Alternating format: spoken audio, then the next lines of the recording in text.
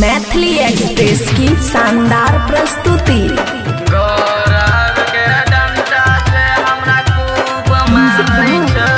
DJ Shiva बरसम केहन दुल्हा के लिए मयो गाजा पी के मारै छ हे गे गाजा पी के मारै छ गौरव के डंडा लके मारै छ गौरव के डंडा से हमरा खूब मारै छ केहन दुल्हा के लिए मयो गाजा पी के मारै छ हे गे गाजा पी के मारै छ गौरव के डंडा लके मारै छ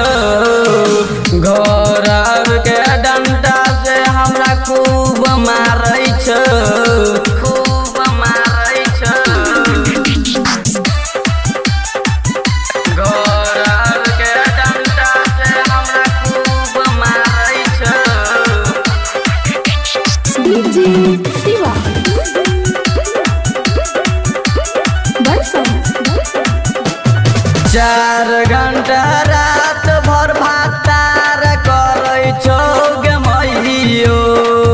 4 घंटा रात भर करै छौ भातार गे मैयो भातार करलक गे मैयो भीतरी दुखाइ छ गे मैयो भातार केलको गे मैयो भीतरी दुखाइ छ गे मैयो भीतरी दुखाइ छ गे मैयो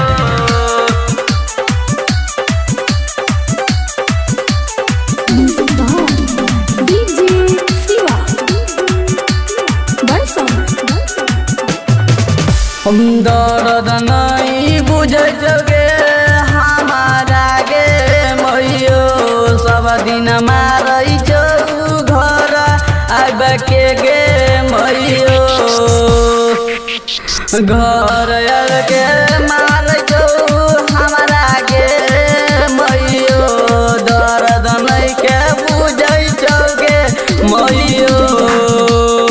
भातार दारू पी के मारै छौ खूबे गे मैयो भातार दारू पी के मारै छौ गे मैयो दारू पी के मारै छौ गे मैयो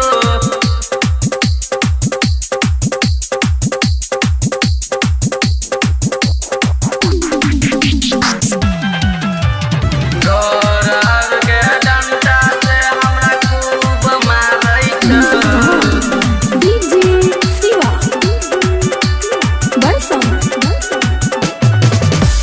अमन यादव दारू पी के आबै छौ रोज रोज गे मैयो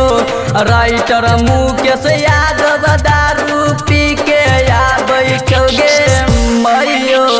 गाजा में सोट मार के हमारा दर्द नइखे बुझै छौ गे